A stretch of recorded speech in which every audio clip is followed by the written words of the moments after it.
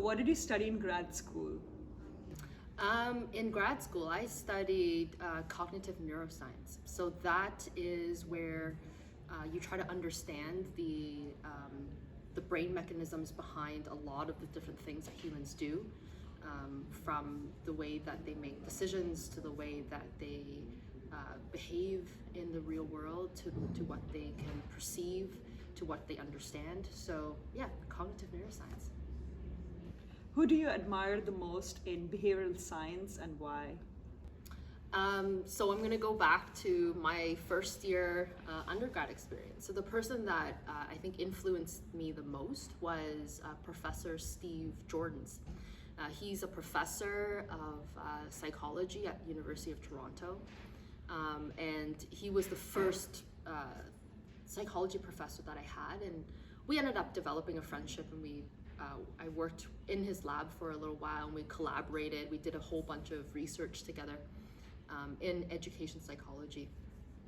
So we've been kind of working together for a long time. But he influenced me a lot, and there was something in particular that he said that really changed the way that I viewed psychology. And that was like the aha moment that I had. That changed my mind entirely about what I wanted to study. And what he said was that, there's a common misconception that psychology is an easy science, that it's a soft science, and that, it's not as complicated as physics or chemistry or biology.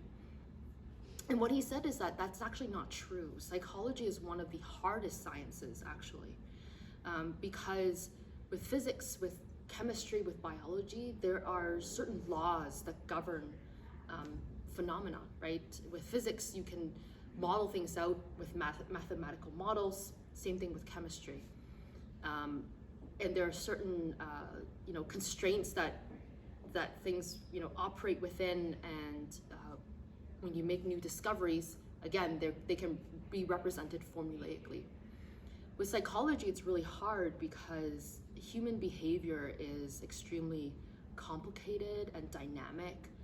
It's heavily influenced by so many different factors: the environment, other people, and it's not so easy to measure human behavior. And human behavior perhaps easier, but what people believe, very difficult, right?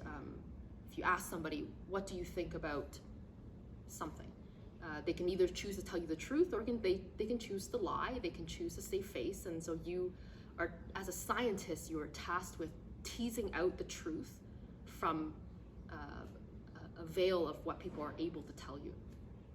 So for me, behavioral science, that's really what's extremely interesting to me. And Steve really changed the way that I viewed it, which is psychology is a way to get deeper than what people are able to tell you. It's about kind of looking at what are these hidden factors that people cannot readily observe or readily articulate. And that's what makes it so hard, is because you're trying to reveal the hidden, a hidden layer.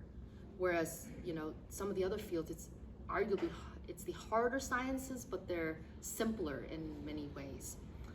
So for me, that was a big challenge. I was like, I'll take this challenge on and I will study psychology. But yeah, Steve was a huge influence on my career, and he remains a really great friend up until today.